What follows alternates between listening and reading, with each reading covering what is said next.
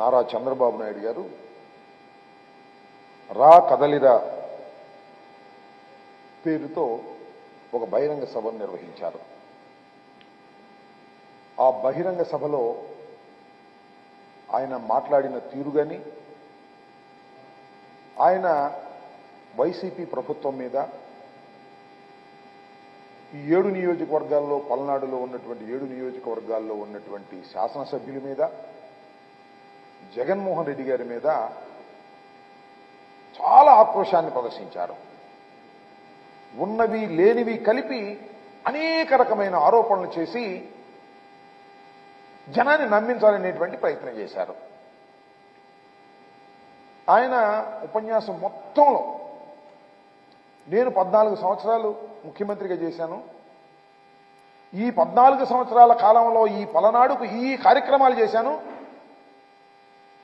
YSR Congress party ఈ కార్యక్రమాలు చేయలేదు, నాది బెటర్ అయిన ప్రభుత్వం, 14 సంవత్సరాలు పరిపాలించినటువంటి ప్రభుత్వం చాలా బెటర్గా పరిపాలన చేసింది, 5 సంవత్సరాలు చేసినటువంటి పరిపాలన బాగోలేదు అని కంపేర్ చేసి మాట్లాడేటటువంటి మాట ఒక్కటి కూడా మాట్లాడాల.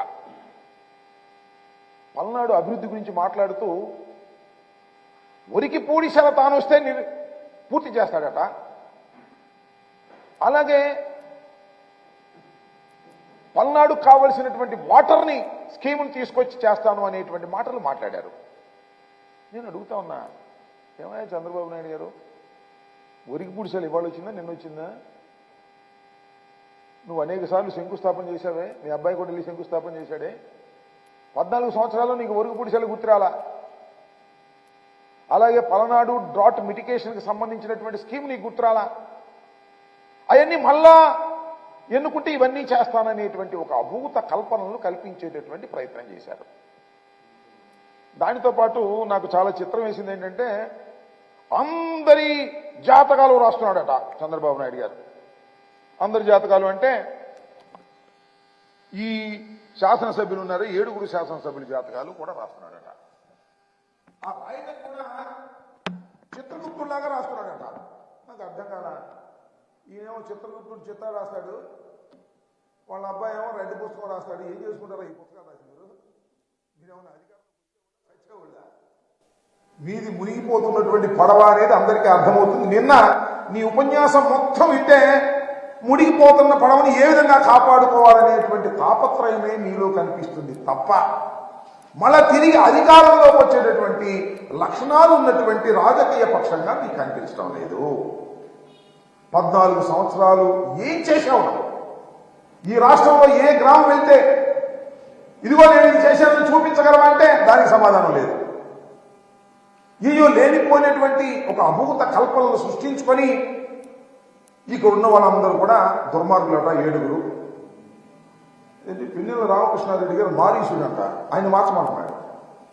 ఆయన మార్చు దమ్ముంటే అన్నాడు. మార్చదయ్యా, దమ్ముంటే నువ్వు ఓడించు, నీకు ఆ దమ్ముందా అని అడుగుతా ఉన్నా. ఆయన దుర్మార్గుడు, దుష్టుడు, మారీసుడు ఇలాంటి పేర్లు రాక్షస పేర్లని పెడుతున్నావు కదా, నీకు అసలు దమ్ముంటే ఓడించే దమ్ము నీకుందా అని అడుగుతా ఉన్నా. భయపడుతున్నావు. పిన్నెల రామకృష్ణారెడ్డి గారు అంటేనే భయపడేటటువంటి పరిస్థితి. ఎందుకంటే ఇంతవరకు ఓటమి ఎరుగనటువంటి వ్యక్తి. ఆయన గురించి అవాకులు చవాకులు మాట్లాడుతున్నావు. కాసు మహేష్ గురించి మాట్లాడుతున్నావు. కాసు మహేష్ ఇవాళ కొత్తగా రాజకీయాల్లోకి వచ్చినటువంటి వ్యక్తి కాదని మనం చేస్తున్నాం. వారి కుటుంబం, వారి తాతగారు, వాళ్ళ నాన్నగారు ఈ రాష్ట్రంలో అనేకమైనటువంటి పదవులను నిర్వహించి రాష్ట్రానికి మేలు చేసినటువంటి వ్యక్తులు. మరి ఆయన మీద ఓడిపోయిన గురించి చెప్పలేమని నువ్వు? మా ఊళ్ళో అయితే పగలు తీసి పారేస్తారు, 5 సంవత్సరాలు ఇంత బ్రహ్మాండంగా చేసిన ఒక మాట చెప్పు. రజనీ గారి గురించి చెప్పావు, రజనీ గారి మీద ఓడిపోయిన గురించి చెప్పు. లేదు శంకరరావు గారి గురించి, ఇసుక గురించి శంకరరావు గారి గురించి మాట్లాడావు, శంకరరావు గారి మీద ఓడిపోయిన గురించి చెప్పు. వీళ్ళేం పగలు తీశారు? 5 సంవత్సరాల పరిపాలనలో ఏం చేశారు ఒకసారి గుర్తించుకోమని మనం చేస్తున్నా.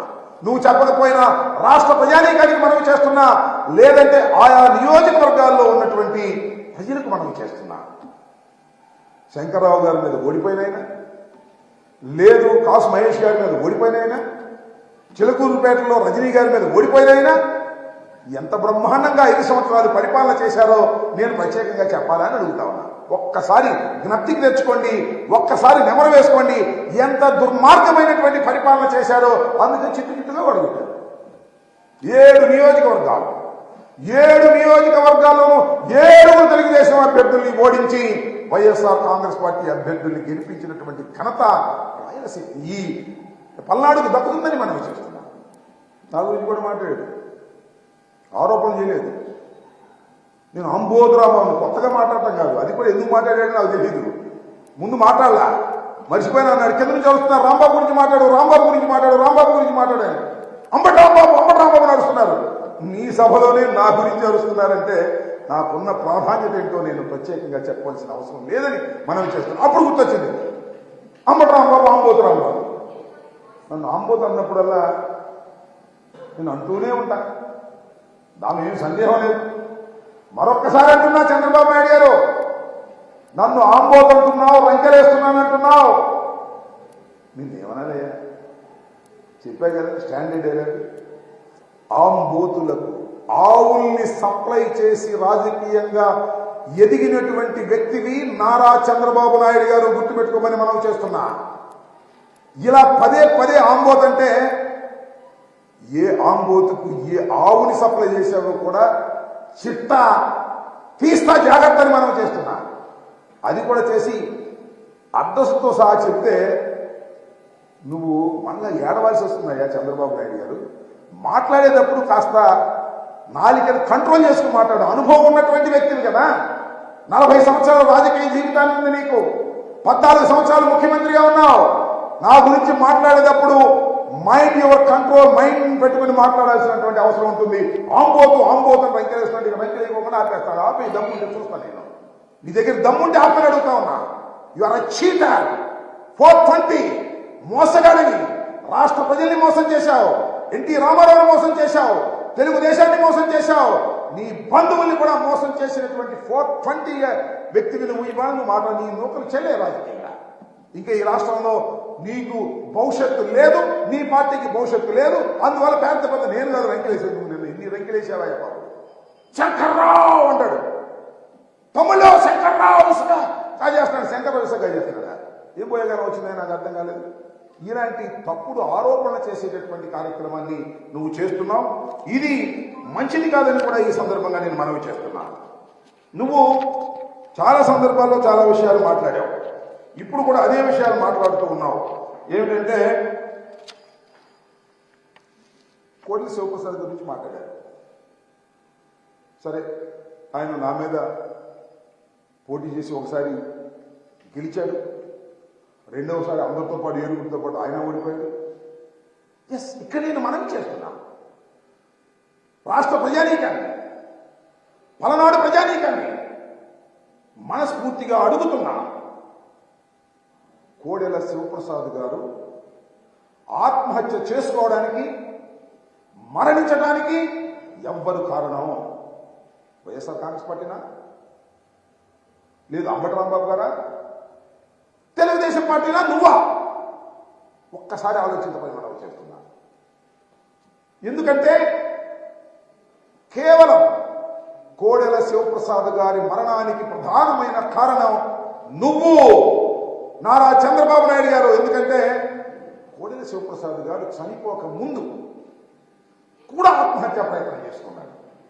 ఎందుకు ఆత్మహత్యా ప్రయత్నం చేసుకున్నాడు?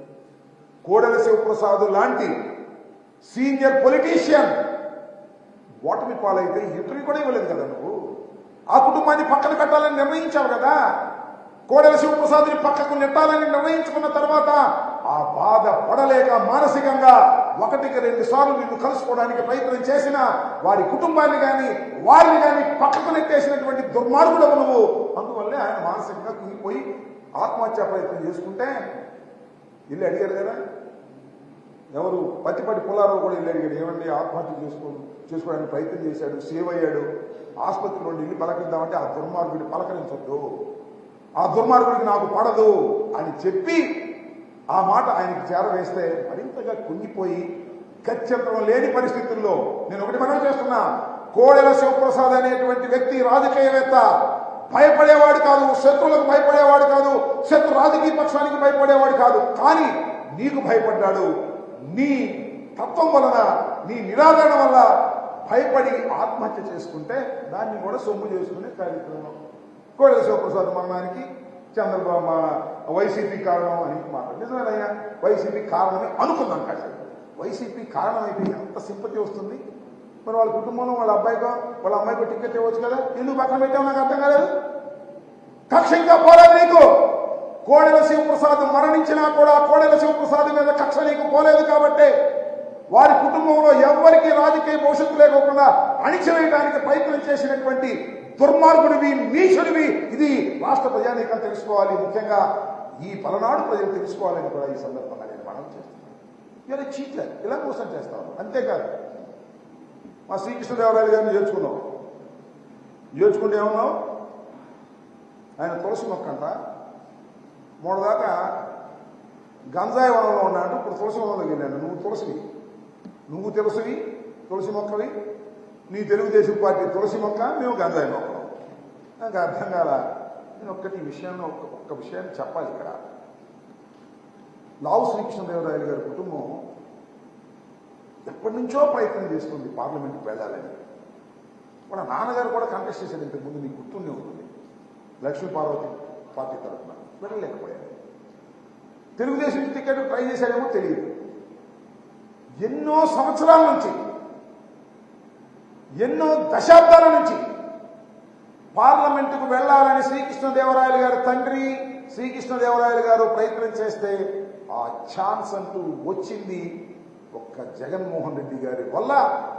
లావు శ్రీకృష్ణదేవరాయలు గారు యంగ్స్టర్ పలనాడు నుంచి గుంటూరులో నిలబడతానని చెప్పి గుంటూరులో నిలబడినా పలనాడు తీసుకొచ్చి పలనాడులో గెలిపించినటువంటి ఘనత జగన్మోహన్ రెడ్డి గారికి దక్కుతుంది. అలా జగన్మోహన్ రెడ్డి గారి ఆశీస్సులతో గెలిచి ఇవాళ తెలుగుదేశం ఆయన ఇష్టం, నేనేం కాదను. ఎందుకు వెళ్ళాడు అంటున్నా, దాని నేపథ్యం ఏమిటి అంటున్నా. ఇక్కడ 7 నియోజకవర్గాలు ఉన్నాయి. 7 నియోజకవర్గాలు ఓసీకి ఇచ్చారు, ఒకటి కూడా రిజర్వేషన్ లేదు.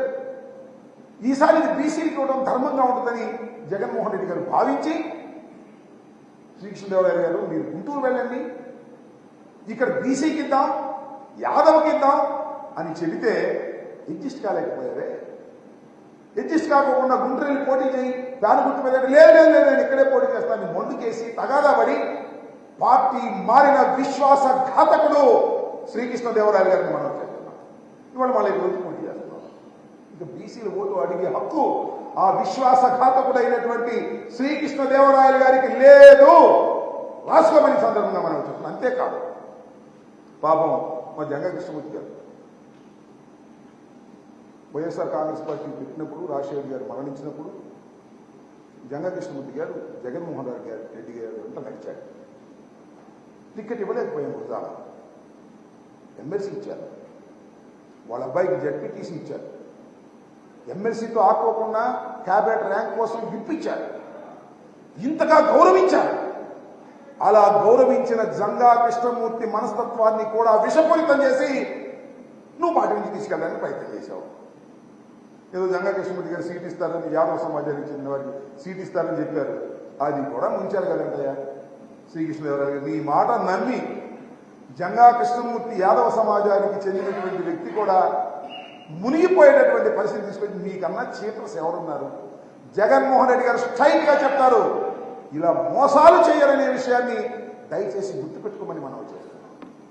ఇలాంటి రాజకీయాలు, కుళ్ళు రాజకీయాలు చేసి లావు శ్రీకృష్ణదేవరాయలు గారు అంటే తులసి మొక్క అంటే మేము గంధాయి మొక్కడం అంటే మనం చేస్తున్నా. లావు శ్రీకృష్ణదేవరాయలు గారే కాదు, నా మీద పోటీ చేస్తున్న వ్యక్తి గురించి కూడా మాట్లాడు. చాలా సీనియర్ నాయకుడు, చాలా గొప్పవాడు. ఏం గొప్పవాడో నాకు అర్థం కాల. ఒకసారి తిరిగేమని నీ చరిత్ర, ఆయన చరిత్ర, వీళ్ళిద్దరు ఎట్లా తిట్టుకున్నారో తెలిసింది. ఈ పెద్ద మనిషి నా మీద పోటీ చేస్తున్నటువంటి వ్యక్తిని బుధమే చేసి చెప్తున్నాడు, చాలా పెద్ద మనిషి, చాలా సౌమ్యుడు, చాలా మంచివాడు, చాలా గొప్పవాడు అని. నేను ఎట్లా తిట్టాడో గుర్తు మర్చిపోతావు. నీకే సిగ్గు శరమ లేదు. నీకు రాజకీయాలు అధికారం ఉంటే చాలు తప్ప నీకే సిగ్గు లేదు. నిన్ను వాడు వీడియోని తిట్టాడు, సమ్మగా ఉంది నీకు పక్కన చేసేటప్పటికి. ఎవడు పోతే ఎవడు నమ్ముతాడు? నేను మనవి చేస్తున్నా. ఇవాళ నేను నీకు ఒక్కటే మనవి చేస్తున్నా, తెలుగుదేశం కార్యకర్తలకు కూడా మనవి చేస్తున్నా. ఈ శ్రీకృష్ణదేవరాయలు గారు కానీ, కన్నా లక్ష్మణ గారు కానీ, they are not Telugu Desam products, they are all Congress products. Lavu Srikrishnadevarayalu అయితే పచ్చిగా జగన్మోహన్ రెడ్డి గారి ప్రోడక్ట్. వీళ్ళు మీ దగ్గర ఉంటారు అనుకున్నారా? మళ్ళీ ఛాన్స్ వస్తే మళ్ళా గొడవలు లేపేస్తారు. మాలాగా సిన్సియర్గా ఉండే మనుషులు కాదు. నాలాగాను, అనిల్ కుమార్ గారు లాగాను, జగన్మోహన్ రెడ్డి గారు చెప్పిన నిర్ణయాన్ని శిరసా వహించి పార్టీలో ఉండే వ్యక్తులు లాంటి వారు కాదు. ఈ పార్టీలో చాలా దొరికితే ఆ పార్టీలోకి పోతారు. చూశాక చరిత్ర. అలాంటి దుర్మార్గుల్ని పక్కన పెట్టుకొని వాళ్ళు తులసి మొక్కలంటే మేము గంధాయి మొక్కలు అంటాం. ఏం పోయేగాలం వచ్చినాయో చంద్రబాబు నాయుడు గారికి నాకు అర్థం కాదు. ఇలాంటి మాటలన్నీ మాట్లాడి ఏదో గందరగోళాన్ని సృష్టించాలనేటువంటి ప్రయత్నం, మునిగిపోతున్నటువంటి పడవని ఏదో ఒక విధంగా మునిగిపోవట్లేదని చెప్పుకోవడానికి చంద్రబాబు నాయుడు గారు చేసేటటువంటి ప్రయత్నాలు దయచేసి అర్థం చేసుకోవాలని కూడా ఈ సందర్భంగా మీ అందరికీ మనవి చేస్తున్నాను. నిన్న పల్నాడులో జరిగినటువంటి ఈ రా కదలిరా ఏ విధమైనటువంటి సందేశం ఇవ్వకుండా కేవలం జగన్మోహన్ రెడ్డి గారిని ఓడించాలి. నేను అడుగుతా ఉన్నా, జగన్మోహన్ రెడ్డి గారి గురించి మాట్లాడతాడు ఏమని? యూజ్ అండ్ త్రో అంటే జగన్మోహన్ రెడ్డి గారు. యూజ్ అండ్ త్రో అంటే గుర్తొచ్చేది ఎవరికి? ఈ రాష్ట్రంలో యూజ్ అండ్ త్రో చేసినటువంటి నాయకుడు ఎవరు అంటే నారా చంద్రబాబు నాయుడు గారు. అవసరానికి వాడుకుంటాడు, తర్వాత వదిలేస్తాడు. ఇది తెలిసినటువంటి సత్యం అందరికీ. ఎంతమందిని వాడుకుని వదిలేశావు? చివరికి ఎన్టీ రామారావు గారి కుటుంబాన్ని కూడా ఏదో బాలకృష్ణ ఏదో నీ బంధువు, నీ కొడుకు పిల్లనిచ్చాడు కాబట్టి ఉండగాడు, కానీ మీ తమ్ముడిని ఏం చేశావు? హరికృష్ణ ఏం చేశావు? నీ తోలుడిని ఏం చేశావు? వీళ్ళందరినీ వాడుకుని వదిలేసి, అధికారంలో వదిలేసి తొక్కేసినటువంటి యూజ్ అండ్ త్రో పాలసీ తెలిసినటువంటి వ్యక్తి భారత రాజకీయాల్లో ఎవరైనా ఉన్నారు అంటే అది నారా చంద్రబాబు నాయుడు గారు తప్ప మరొకరి కాదని మనం చేస్తాం. అదేమంటే హూ కిల్డ్ బాబాయ్ అని అడుగుతా ఉన్నా. Who killed Kodela? చెప్పు సమాధానం. Who killed Kodela? కోడెల మరణానికి నువ్వే కారణం. Who killed Vangaveeti Mohan Ranga? వంగవీటి మోహన్ రంగా మరణానికి నువ్వే కారణం. ఈ రాష్ట్రంలో అనేక విధ్వంసాలకు, అనేక హత్యలకు నీ అధికార దాహమే కారణం. నీ అధికార దాహం ఇవ్వడాల నుంచి హింసలు చేసి, మ్యానిపులేషన్ చేసి నిలబెట్టుకున్నావు. ఇంకా నీ ఆటలు చల్లనేటువంటి పరిస్థితులు వచ్చాయి. రాజశేఖర రెడ్డి గారు వచ్చినప్పుడే నీ ఆటలు చల్లలేదు. నువ్వు మరుగున పడిపోయావు. కానీ దురదృష్టవశాత్తు రాజశేఖర రెడ్డి గారు మరణించిన తర్వాత ఆ గ్యాప్లో ఒక 5 సంవత్సరాలు నువ్వు ముఖ్యమంత్రిగా చేయగలిగావు. ఇంకా జగన్మోహన్ రెడ్డి గారు వచ్చిన తర్వాత స్ట్రైట్ పాలిటిక్స్ ఆడేటటువంటి వ్యక్తి జగన్మోహన్ రెడ్డి గారు. కుళ్ళు కుతంత్రాలు లేకోకుండా ఆడేటటువంటి వ్యక్తి జగన్మోహన్ రెడ్డి గారు. ఉన్నది ఉన్నట్టుగా చెప్పే వ్యక్తి జగన్మోహన్ రెడ్డి గారు. మ్యానిపులేటర్ కాదు, ప్రజల ఆశీస్సులతో ముందుకెళ్లేటటువంటి వ్యక్తి జగన్మోహన్ రెడ్డి గారు. అలాంటి జగన్మోహన్ రెడ్డి గారు పరిపాలన ప్రారంభమైన తర్వాత ఇంకా తెలుగుదేశం భూస్థాపితం కావడం ఖాయమనే విషయం అందరికీ అర్థమైంది. నీ ఆరిపోయే దీపాన్ని వెలుగుకొని ఎంత చించుకున్నాడా నిన్న తన నోరంతా చించుకుని పెద్దగా అరుస్తా తమ్ముడు అంటాడు. ఏంటో మధ్య మధ్యలో తమ్ముడు అవునా కాదా? అధికారంలోకి వస్తామరా? అనుమానం అతనికి అధికారంలో రామని. నువ్వు అధికారంలోకి వచ్చేది లేదు, సచ్చేది లేదు. మా సిద్ధం సభలు చూస్తుంటేనే అర్థమవుతుంది రాష్ట్ర ప్రజలు ఎంత ప్రేమగా జగన్మోహన్ రెడ్డి గారిని మరొకసారి అధికారంలోకి తీసుకురావాలని తాపత్రయపడుతున్నారో నీకు అర్థమైంది. కానీ ఏదో మసిమసి మారేడుగా చేసి నీ కేడర్ను మన్నించుకోవాలని ప్రయత్నం చేస్తున్నావు. మా దగ్గర నుంచి వదిలేసిన వాళ్ళు, మా దగ్గర నుంచి మోసం చేసిపోయిన వాళ్ళు నీకు దిక్కయ్యారు తప్ప అసలు నీ క్యాండిడేట్ లేనటువంటి పరిస్థితి. చంద్రబాబు నాయుడు గారు గుర్తుపెట్టుకోండి. ఈ రాష్ట్రంలో మళ్ళా తిరిగి మీరు అధికారంలోకి రావడం అనేది జరగనటువంటి పని అని ఈ సందర్భంగా నేను చెప్తూ చాలా మాట్లాడుతున్నాడు. వైసీపీకి ఉన్న పల్నాళ్ళు ఎలా కాపాడుతున్నారో చూస్తా. ఏమో కాపాడు కూడా చేసుకొని ఇదమ్మని అధికారంలోకి వస్తే నువ్వు అధికారంలో రావు, అది వేరే విషయం. ఏదేదో పెద్ద పెద్ద భింకాలు పరిగేటటువంటి పరిస్థితి ఆ పవన్ కళ్యాణ్కి నీకు పిచ్చెక్కినట్టుంది. ఏదో తగాదా కూరులాగా మాట్లాడుతూ ఉన్నారు. మీ టైం అయిపోయిందనే విషయాన్ని దయచేసి గమనించాలని ఈ సందర్భంగా మీ ద్వారా వారికి తెలియపరుస్తున్నాను. ఏమని? తాకట్టులో సచివాలయం జగన్ సర్కారు మరో రుణం. ఏం పోయేగానే వచ్చినాయా మీకు? అర్థం పర్థం ఉందా? పచ్చి అబద్ధాలు. ఆంధ్రజ్యోతి, ఈనాడు పచ్చి అబద్ధాలు, పచ్చి అబద్ధాలు రాసి ప్రజల్ని నమ్మించాలనేటువంటి ప్రయత్నం చేస్తున్నారు. ఒక ప్రచారం, గోబెల్ ప్రచారం అంటారే ఆంధ్రజ్యోతిలో రాయటం, ఈనాడు క్యారీ చేయటం, TV5 చెప్పటం, ఈనాడు చెప్పటం, చంద్రబాబు నాయుడు మాట్లాడటం. ఇదే అక్రమం, సెక్రటేరియట్ని తాకట్టు పెడతారా? ఏం పోయగలుగుతుంది? పచ్చి అబద్ధాలు రాస్తారు. సెక్రటేరియట్ని తాకట్టు పెట్టిన మాట అవాస్తవం. ఏదో మాట్లాడుతూ ఉన్నది. ఇలాంటి పిచ్చి రాతలు, పచ్చరాతలు, పచ్చి అబద్ధాల రాతలు రాసి ఏదో మననే ఎన్నికలకు ముందు జగన్మోహన్ రెడ్డి గారి ప్రభుత్వం మీద బురదలాలనేటువంటి తాపత్రయపడుతున్నటువంటి అంశమే తప్ప ఈ నారా చంద్రబాబు నాయుడు గారికి ఉన్నటువంటి వీళ్ళిద్దరు రాధాకృష్ణ, రామోజీరావు అసలు పత్రికా విలువలే మర్చిపోయారు. ఏదో దప్పటి గ్యాస్ రాసేయటం, ప్రజలు నమ్మించాలనే ప్రయత్నం చేయటం. కానీ మీ 2 పత్రికలు, మీకున్న 3 టీవీలు, ఈనాడు, ఆంధ్రజ్యోతి, TV5 ఇవన్నీ కూడా జగన్మోహన్ రెడ్డి గారి మీద అబద్ధాలు రాయటం, చంద్రబాబు నాయుడు గారు గొప్పోడు, వీరుడు, సూర్యుడు అని రాసి పైకి లేపటం, తద్వారా ప్రజల్ని మోసం చేయాలని మీరు అనుకుంటున్నారు. ఈ బండారం బయటపడిపోయింది, ప్రజలకు అర్థమైపోయింది. కాబట్టి జగన్మోహన్ రెడ్డి గారికి వ్యతిరేకంగాను, చంద్రబాబు నాయుడు గారికి అనుకూలంగాను ఈ పత్రికలు ఏమి రాసినా ప్రజలు నమ్మడానికి సిద్ధంగా లేదు. కాకపోతే వాస్తవం ఏదో రోడ్డు ప్రమాదం జరిగింది, 3 చనిపోయారు, అక్కడ రైలు టయానికి రాలేదు, ఇలాంటి వార్తలు అయితే నమ్ముతారు తప్ప రాజకీయ వార్తలు, వాళ్ళు రాసే రాజకీయ వార్తలు నమ్మేటటువంటి రోజులు పోగొట్టుకున్నారు. పచ్చి అవాస్తవాలను ఈ విధంగా రాసి మీరు సొమ్ము చేసుకోవాలని ప్రయత్నం చేయటం చాలా దురదృష్టకరమని ఈ సందర్భంగా నేను చెప్పదలుచుకున్నాను.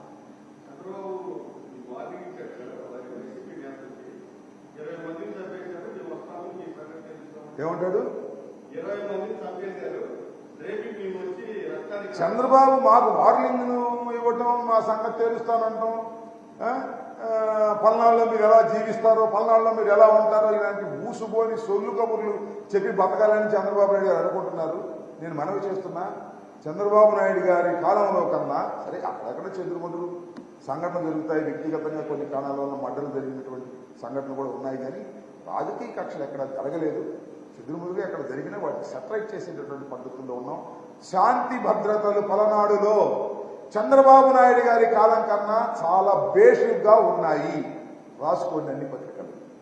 కాబట్టి చర్చకు సిద్ధంగా ఉన్నానని కూడా ఈ సందర్భంగా మనవి చేస్తున్నా. చర్చ చేయడానికి కూడా చంద్రబాబుతో అయినా లేకపోతే ఎవరితో అయినా పలనాడులో చంద్రబాబు నాయుడు గారి కాలం కన్నా జగన్మోహన్ రెడ్డి గారి కాలంలో శాంతి భద్రతలు మెరుగుగా ఉన్నాయి. ఇది వాస్తవం. లెక్కలు తీయమని కూడా ఈ సందర్భంగా నేను మనవి చేస్తున్నా. ఎక్కడ శాంతి భద్రతలకు భంగం కలగకోకుండా పరిపాలన చేయాలనేటువంటి దృఢ విశ్వాసంతో, దృఢ నమ్మకంతో దృఢమైనటువంటి పరిపాలన చేస్తున్నటువంటి వ్యక్తి జగన్మోహన్ రెడ్డి గారు. అందువల్లనే 7కు 7 గెలిపించారు. మళ్ళా మనవి చేస్తున్నా, 7కు 7 గెలుస్తాం, విశ్వాసఘాతకుల్ని ఓడిస్తాం. పలనాడులో తిరుగులేని వైఎస్ఆర్ కాంగ్రెస్ పార్టీ చరిత్రను సృష్టించే విధంగా మళ్ళా మెజార్టీని కూడా పెంచి చూపించే విధంగా ప్రజలు సిద్ధంగా ఉన్నారని కూడా ఈ సందర్భంగా నేను మనవి చేస్తున్నాను.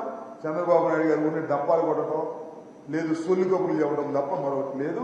నేను అడుగుతా ఉన్నా, అసలు పవన్ కళ్యాణ్ సంగతి దేవుడు, ఆ లోకేష్ ఏమైపోయాడు? ఆయన కనపడుతున్నాడు మీకు? లోకేష్ కనపట్లా. లోకేష్ ఉంటే శ్రీమంత్ రామారాయణ పోయిందో అనుకున్నారేమో. మరి లోకేష్ బయటికి రానియట్లేదు. అప్పుడు ఎందుకనో లోపల పెట్టారు. మరి అన్ని మైళ్ళు పాదయాత్ర చేశాడు, చాలా గొప్పోడు, చాలా బ్రహ్మాండంగా తయారయ్యాడు అన్నారు. ఏమైపోయినా నాకు అర్థం కాల. సో ఇవన్నీ manipulation politics, not a straight politics. Jaganmohan Reddy గారికి స్ట్రైట్ పాలిటిక్స్, నాట్ మ్యానిపులేషన్. ఏది మనసులో ఉంటే అది చెప్తాడు, చెప్పింది చేస్తాడు, చేసి నిరూపించుకున్నాడు. మేనిఫెస్టోని 99% పూర్తి చేసి ప్రజలను ఓటడుగుతున్నటువంటి ముఖ్యమంత్రి ఈ రాష్ట్రంలో, ఈ దేశంలో ఒక్క జగన్మోహన్ రెడ్డి. గుర్తుపెట్టుకోమని మనం చేస్తున్నా. మేనిఫెస్టోని దగ్గర పట్టుకుని తిరిగేటటువంటి తత్వం కలిగినటువంటి వ్యక్తి జగన్మోహన్ రెడ్డి గారు. కానీ చంద్రబాబు నాయుడు గారు మేనిఫెస్టోని బుట్టదాఖలు చేశాడు, కనపడకుండా చేశాడు. ఎవరిని అడుగుతాడని భయం వేసి అలాంటి దుర్మార్గమైన రాజకీయాలు చేసినటువంటి వ్యక్తి. ఆ దుర్మార్గ రాజకీయాలకు కాలం చెల్లింది. చంద్రబాబు కాలం చెల్లింది, పవన్ కళ్యాణ్ కాలం చెల్లింది. మొత్తం టోటల్ గా అపోజిషన్స్ ఎవరైతే ఉన్నారో తెలుగుదేశం, జనసేన 2 కలిసినా కూడా వారి కాలం చెల్లినటువంటి పార్టీలుగానే ప్రజలు భావిస్తున్నారు. జగన్మోహన్ రెడ్డి గారే మళ్ళా అత్యద్భుతమైన 175 సీట్లు గెలుచుకొని ఈ రాష్ట్రానికి ముఖ్యమంత్రి కాబోతున్నాడనే విషయం అందరికీ అర్థమవుతూనే ఉంది. ఈ సిద్ధం తర్వాత 4వ సిద్ధం తర్వాత అద్భుతంగా అర్థమైపోతుంది. దానిలో ఏ విధమైన సందేహం లేదు. 1వ సిద్ధం రెండవ సిద్ధం, మూడవ సిద్ధం, రేపు 10వ తారీఖు 4వ సిద్ధం జరిగిన తర్వాత శ్రీమద్ బ్రహ్మారమణ గోవిందో తెలుగుదేశం పోటీ చేసేటటువంటి నైతిక అర్హత కోల్పోయేటటువంటి పరిస్థితి వస్తుంది. అభ్యర్థులు పారిపోతారు. గుర్తుపెట్టుకుని మనం ఓకే రాలేదా?